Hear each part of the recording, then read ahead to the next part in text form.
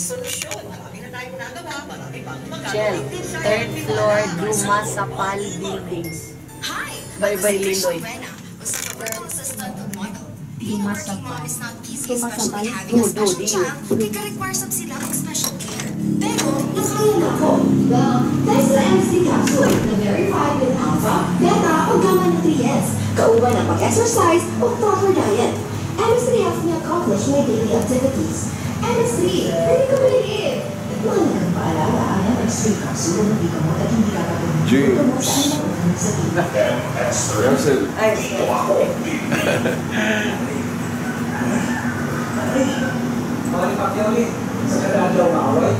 Musa si Docs. Nasa Cebu siya. Wala lagi. Wala ko kahit atos sa diya kay mula kaway naman po sila.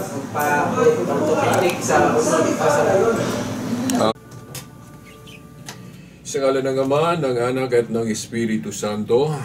Amen. Ang palatuntunang liwanag at mga sagot katoliko, sumahing papawid na naman dito sa RMN Dipolog, DXDR 981 AM, 94.1 FM. Okay, as usual, ang makasama natin sa technical side, kasama ang radio man James Magdayo, so as with Tax Ilumba, at ating paunang pagalang sa ama ng ating istasyon, ang ating station manager, kasama ang Radio Man Edgar Dagumo, of course, kasama na ang buong staff ng RMN Dipolog, hindi na lang natin papangalanan, okay?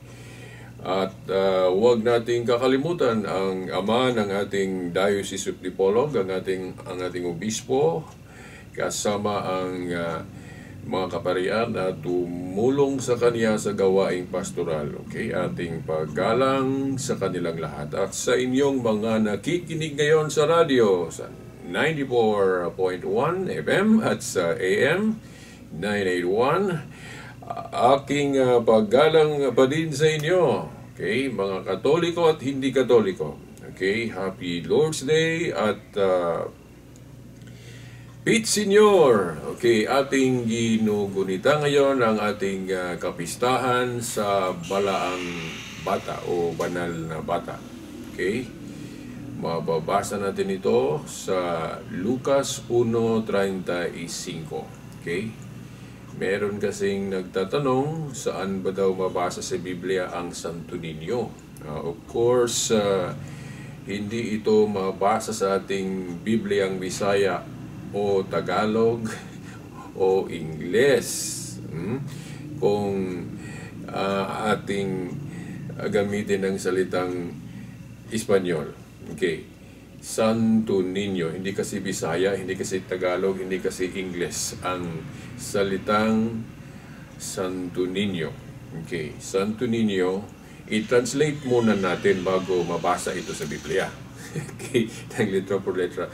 Lucas 1:35. Ang banal na bata. Sino ba ang banal na batang tinukoy? Okay, of course ang ating Ginoong Jesucristo. Okay, nang bata pa siya. Siguro magtanong kayo, bakit ang pagkabata niya ang ating sinisentro sa kapistahang ito? Okay, sa Book of Hebrews, huwag nating kakalimutan na ang ating Panginoong Jesucristo, kahapon, ngayon, at bukas. Okay? Si Kristo pa rin. Okay. Ibig sabihin kung bata ang ating pinoportray na imahen o picture, si Kristo man din ang tinukoy nito. Okay? Adult man siya o bata, Jesus Christ ang tinutukoy, mga kapatid at mga magulang, no? Kumbaga sa ating bahay, meron tayong mga albums, okay, may picture tayo sa kanyang sa ating pagkabata at sa paglaki natin, pero isa lang ang tinukoy tayo, kung sino ang nasa picture. Mabata man o malaki na, kung sino ang tinukoy, iyon pa rin. So kung ang picture o imahen o ribulto na nagrepresent sa ating Panginoon o sa kung sino mang santo ang tinukoy, bata man o malaki na, yun pa rin ang tinukoy. Di ba? Kagaya ako, no? Meron akong picture ng bata pa ako. Of course, meron din akong picture na sa mga panahon na ngayon,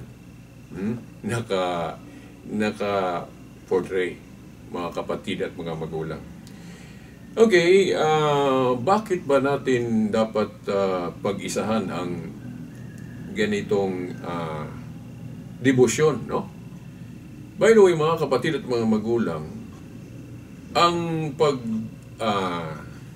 pag-join o pagdalo sa mga ganitong gawain, mga kapatid at mga magulang, pinapakita lang natin na tayo ay may isip na mapag-isa.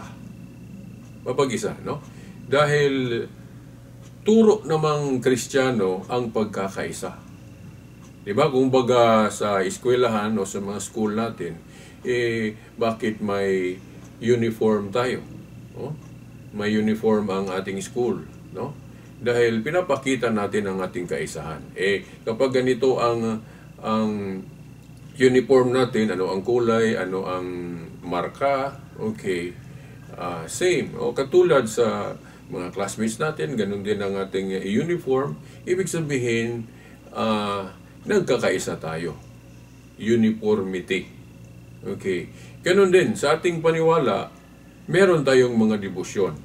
At ang mga debosyon natin, may debosyon na noon pa nagmumula at meron ding mga bago. May mga kapatid tayong hindi naniniwala sa paniniwala na kapag bago ang isang shall we say, debosyon, unawain na itong mali at bawal. Ganito pa rin ang ating argumento, no? Bawal ba sa aral ng Panginoong Jesucristo ang yung tinatawag nating mga paglago? Ganun pa rin ang ating argumento. Ang sagot, kung babasahin natin ang Biblia, si Kristo mismo ang nagturo o nagsasabi na pinahiwatig niyang dapat maglago ang ating paniniwala, ang ating pagsunod sa Panginoong Jesucristo. Ibig sabihin, hindi stagnant, hindi yung parang wala kang improvement, di ba? Katulad sa tao o tayo. Okay, nang ipinanganak tayo, bata pa tayo, infant pa tayo, baby pa tayo, pero lalaki tayo. So, may development. Ganon din ang ating paniniwala. May development. Pero hindi ibig sabihin kung nag-develop ang ating paniniwala, yung binago ang doktrina. Halimbawa, ang ating Panginoong Jesucristo, Diyos na nagkatawang tao. Okay. Hindi ito mabago. Di ba? Hindi po ito pwedeng palaguin natin na mag-contradict na o gawing kontradiksyon na. Tapos sabihin naman natin ngayon na hindi Diyos ang ating Panginoong Jesucristo. Yun ang ibig sabihin natin hindi ganon. Pero sa mga debosyon, pwede tayong maglago. Ano bang talata ng Biblia na pinagbasihan natin ito? Okay. Isang halimbawa yung sa aklat na sinulat ni Evangelista Juan, no? Sa Kapitulo 14, versikulo 12. At ito ang sabi ng Panginoong Jesucristo sa sulat ni Apostol Juan. Okay. Ang sino mang susunod sa akin, gagawa sa aking mga ginagawa, at gagawa siya ng higit pa sa nagawa ko. Bakit sinabi ng Panginoong Jesucristo na yung gustong susunod sa Kanya, gagawa sa Kanyang mga ginagawa at gagawa ng higit pa? Dahil, babalik kasi siya sa Ama niya. Ibig sabihin, hindi na siya mananatili dito sa lupa. So, ibig sabihin, tayong mga followers niya, ang taas pa ng panahon, ang ating existence dito sa lupa, makagawa pa tayo ng marami. No? Nang higit pa sa nagawa ng ating Panginoong Jesucristo. Of course, hindi naman mahigitan ng Panginoong Jesucristo, pero iyan ang instruction niya. Ibig sabihin, gusto niya na ang ating paniniwala lalago, ang ating karunungan lalago. At ito'y nasa hula din sa Daniel chapter 12 verse 4 na lalago ang kaalaman. No? Kaya nga, yung aral Katoliko about, for example, sa ating mahal na ina, Mama Mary, kung Biblia lang ang ating babasahin, yung history sa panahon ng mga apostol, walang detalyeng aral tungkol sa katauhan ni Santa Maria. Di ba? Kaya nga, yung mga sola scriptura, Bible alone na brothers and sisters natin, hindi sila gustong magkatoliko o iniwanan nila ang Katoliko dahil may mga aral daw ang simbahang Katoliko na hindi pa inaral sa panahon ng mga apostol. Okay. Now, para bang lilitaw na ang lahat ng katotohanan nabigkas ng letra por letra ng Panginoong Jesucristo at mga apostol sa kanilang panahon. Para bang nandun na lahat. Yung lahat ng katotohanan nasulat ng mga apostol. Hindi po ganoon, mga kapatid at mga magulang. Halimbawa, yung kaisahan ng Diyos sa tatlong persona. Hindi pa sinabi ng mga apostol o hindi pa sila gumamit ng salitang Trinity. Di ba? Unawain ba nating labag ang paniwala natin sa Trinity dahil sa panahon ng mga apostol, hindi pa sila nakagawa ng termino sa pagtawag sa aral na ito. Ito ang halimbawa ng paglago sa ating paniniwala. Dahil sa panahon ng mga apostol, wala pa silang salitang Trinity na ginamit sa pagtawag sa paniniwalang iisa lang ang Diyos. Di ba, mga kapatid at mga magulang?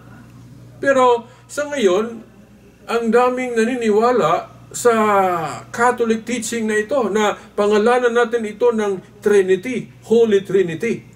Hindi sila nag-against, liban na lang sa Iglesia ni Cristo, Jehovah's Witness. Pero mga born again, mga Protestants, ang daming mga Protestants ang nagtanggap kung ang aral na iisa lang ang Diyos sa tatlong persona, pwede itong tawaging Holy Trinity.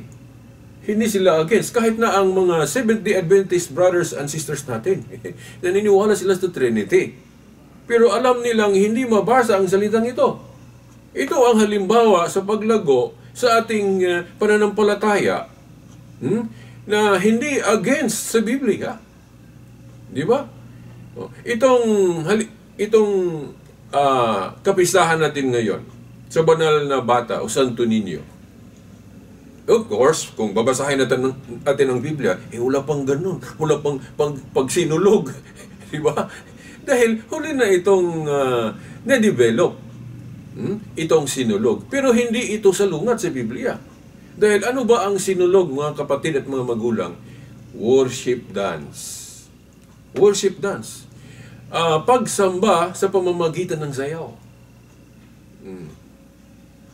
Sabi ng, naalala ko yung kaibigan kong Jehovah's Witness, pagan worship daw itong sinulog.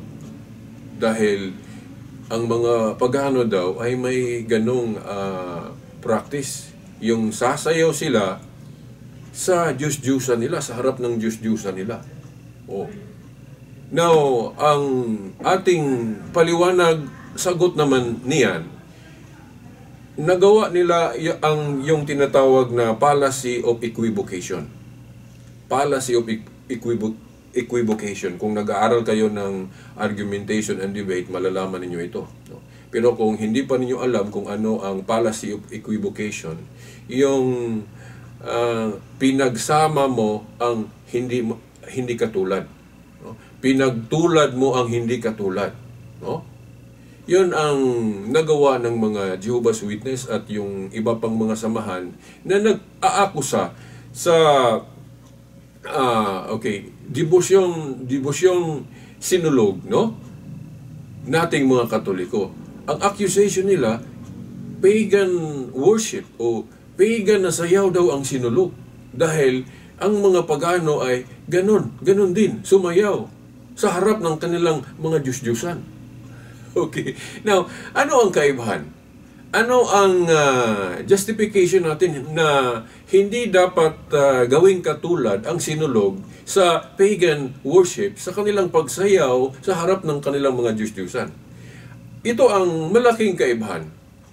Ano ba ang Santo Niño na sinayawan natin? Okay.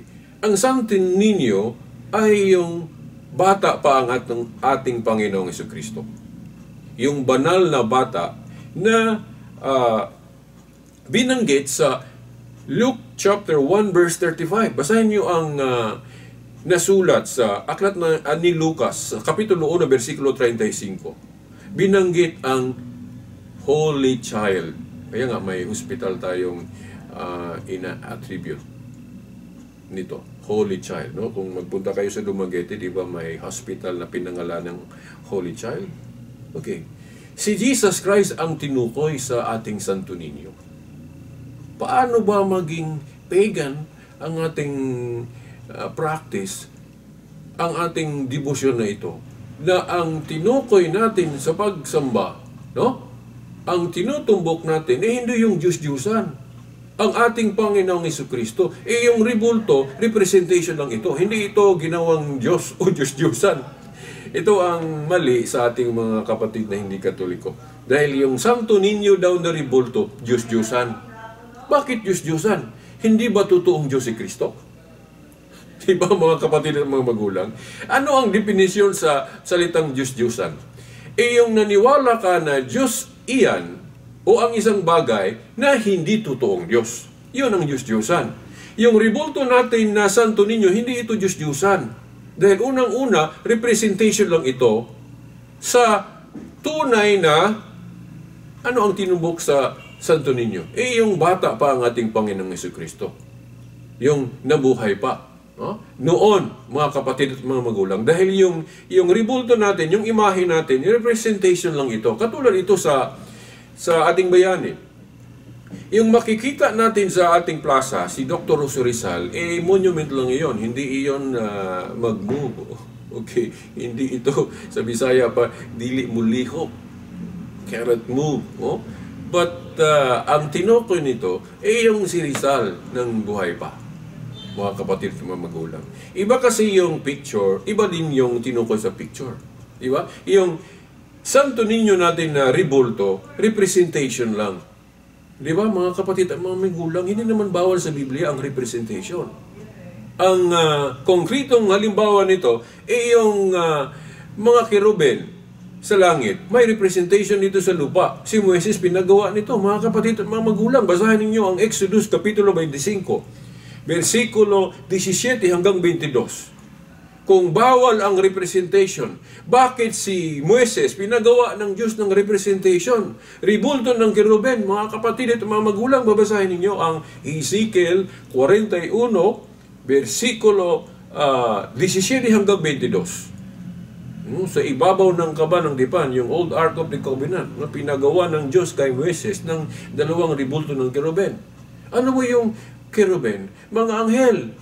Representation ng mga anghel sa langit. So, Diyos pala ang unang nagsusugo sa paggawa nito. Kinopya lang natin. Ginawa lang nating example yung pinagawa ng Diyos kay Moises, mga kapatid at mga magulang. No?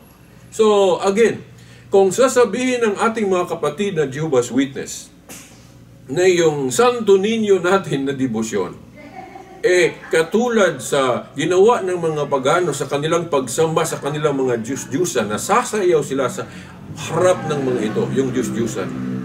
Tapos, ginawa nilang katulad daw ang debosyon natin sa sinulog.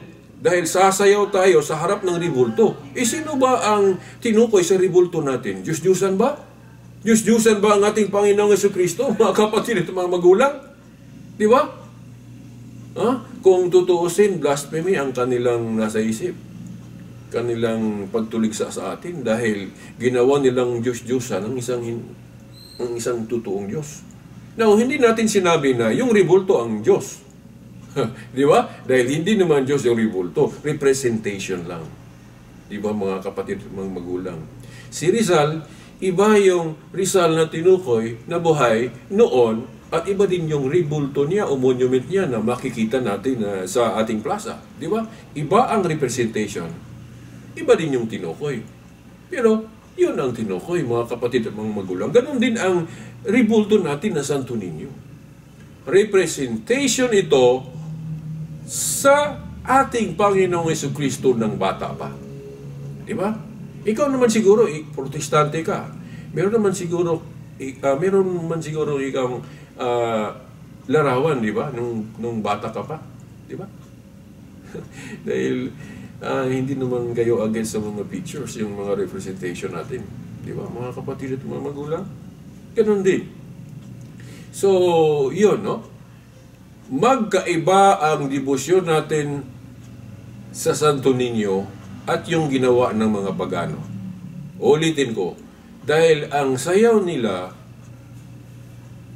pinatutungkol ito sa Diyos-Diyosan o hindi totoong Diyos. Pero ang ating sayaw, no, nating mga Katoliko, sa harap sa rebulto ng banal na bata o Santo Niño, Diyos-Diyosan ba ito, mga kapatid at mga magulang?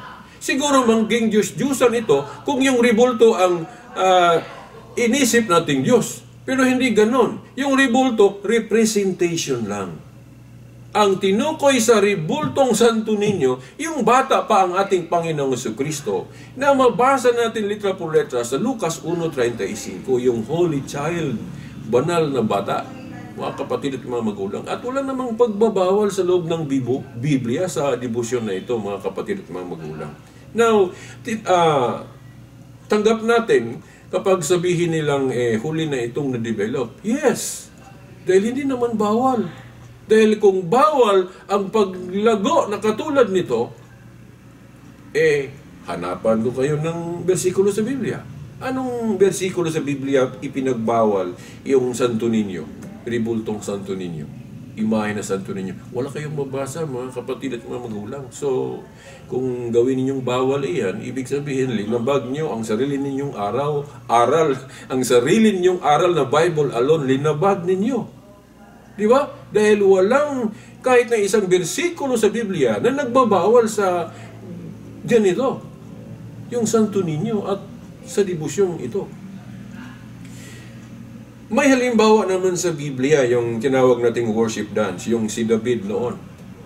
Sumayaw siya sa harap ng kaba ng tipan na nandun ang salita ng Diyos sa loob ng kaba ng tipan.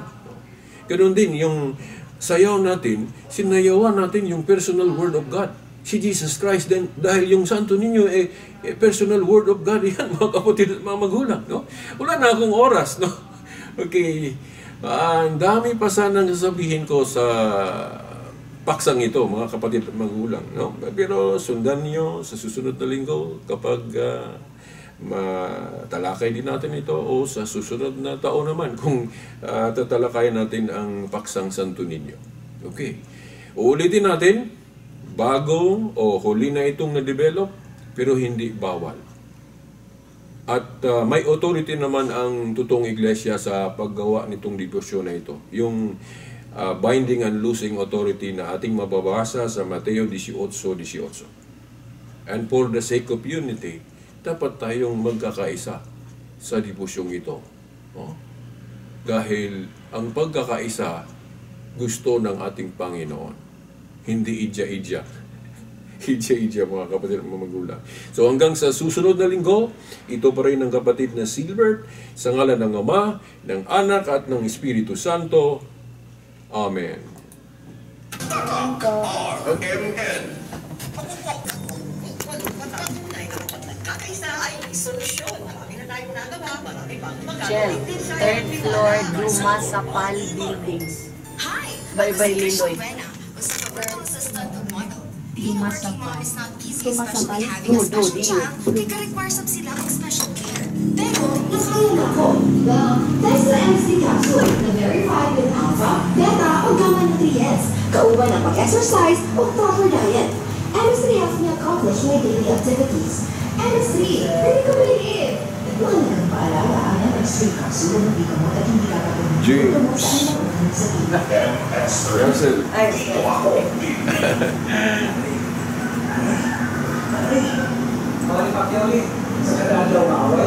Kumusta si Docs? Nasa Cebu sir. Wala lagi. Wala ko kaadto-ato sa diha kay wala kaway naman po sila. Pa orthopedic sa